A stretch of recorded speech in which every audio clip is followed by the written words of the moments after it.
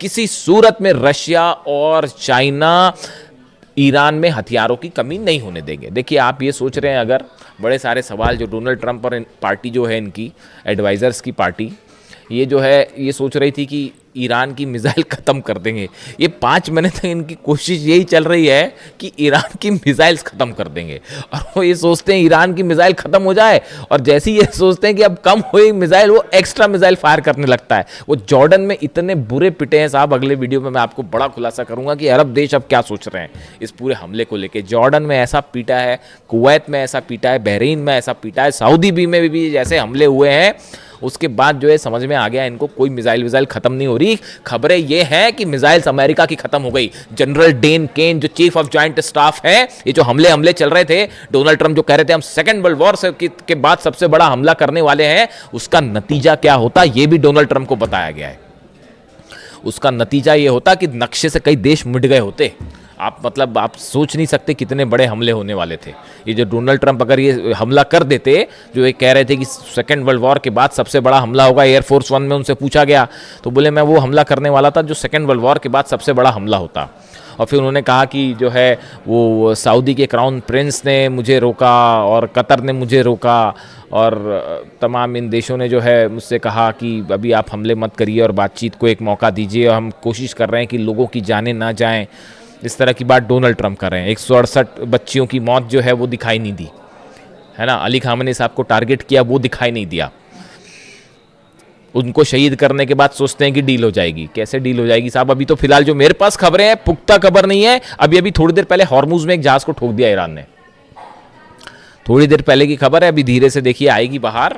धमाकों की खबर आ गई है, तो अब वहां पे कोई दिवाली का बम तो फूटा नहीं होगा, है ना। हॉर्मुज में कोई पटाखे तो चले नहीं होंगे, तो वो धमाके की खबर आई है, तो वो जहाज के करीब धमाके की खबर आई है, वो हलचल है वहां पे, देखते हैं क्या होता है। तो मेरे ख्याल से तो एक जहाज और ठोक दिया है ईरान ने, ये लो। तो अब हालात ये है, देखिए मामला ये है कि ये चाइना और रशिया किसी भी सूरत में ईरान के मिसाइल पावर के लिए जो मटेरियल सप्लाई है, टेक्निक ईरान के पास है। लॉन्ग रेंज मिसाइल्स बनाने में जो है वो ईरान बैलिस्टिक मिसाइल्स बनाने में, अपने टारगेट अचीव करने में कोई मुकाबला नहीं है। ना फतह का, ना खुर्रमशहर का, ना सेजिल का, कोई मुकाबला ही नहीं है। खैबर और खैबर शिकन दोनों वर्जन्स जो है मिसाइल के वो ऐसे हैं कि वो रिसर्च चल रही है कि भैया कैसे क्या इन्होंने क्या ही कर दिया। तो और मटेरियल की जो ज़रूरत है वो मटेरियल चीन और रूस से प्रोवाइड हो जाएगा, जो रडार्स हैं वो भी प्रोवाइड हो जा रहे हैं। तो किसी सूरत में चाइना और रशिया जो है वो ईरान को यहाँ पर सेटबैक नहीं होने देंगे, चाहे कितना बड़ा हमला हो जाए। शहादत होएगी, खून खराबा होगा, लेकिन ईरान, देखिए ईरान अपने आप में ईरान नहीं, 9 करोड़ लोग जो हैं वो एकजुट होकर खड़े हैं। तो ये हमले का कुछ नहीं होना जाना, इससे नुकसान होगा, लेकिन ये जंग में ईरान ऑलरेडी जीत चुका है। अब कितनी कोशिश कर ले डोनाल्ड ट्रंप, ये नतीजा बदलेगा नहीं।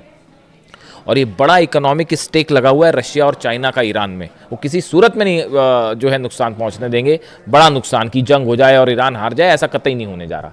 और ना ही मिसाइल की कमी होने जा रही है, ना ड्रोन की कमी होने जा रही, चाहे जंग आज चले चाहे 5 साल चले। जैसे कि हथियारों की कमी यूक्रेन में नहीं होने दी जा रही, समझिए इस बात को। ये बड़ी फैक्चुअल चीजें हैं, मैं आपको बड़ी साइंटिफिक बात बता रहा हूं। यूक्रेन के पास क्या इतने हथियार थे? नहीं। पिछले 5 साल से जंग चल रही है ना, अमेरिका भी हथियार दे रहा है, यूरोप भी हथियार दे रहा है, उनके जम पे लंग हो रही है। जेलेंस्की तो मोहरा है, सिर्फ एक शतरंज का जरा सा पिद्दा सा मोहरा है, और कुछ नहीं है। वो ईरान से भिड़ने चढ़े थे, और ईरान ऐसी मार मारता कि याद आ जाती फिर नानी। तो हकीकत ये है कि वो जो है, जैसे वो हथियारों की कमी नहीं होने दे रहे, वैसे ना रूस होने देगा, ना चीन ईरान में हथियारों की कमी होने देगा। तो वो दांव फेल हो गया डोनाल्ड ट्रंप का। ये शय और मात का खेल चल रहा है शतरंज पे, और उसमें भारी पड़ जा रहा है ईरान।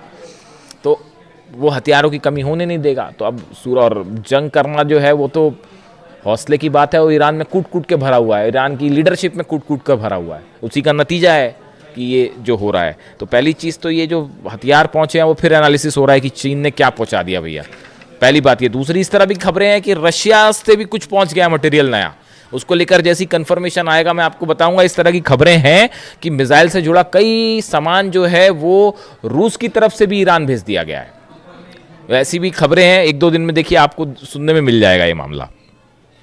इसके अलावा हॉर्मुज में जहाज़ की खबर मैंने आपको बताई। इसके अलावा देखिए बड़ी खबर एक ये भी है कि इजराइल ने बताया जा रहा है कि नेतन्याहू और डोनाल्ड ट्रंप के बीच फिर से बात हुई है, और ये जो पहले स्ट्राइक का प्लान था, जो नेतन्याहू अमेरिका गए, सब कुछ मामला सेट करके आए थे, पीट हेग्सेथ को समझा के आए थे कैसे हमले करना है और कैसे तबाही मचाना है, सब कुछ मामला जो है वो सेट हो गया था।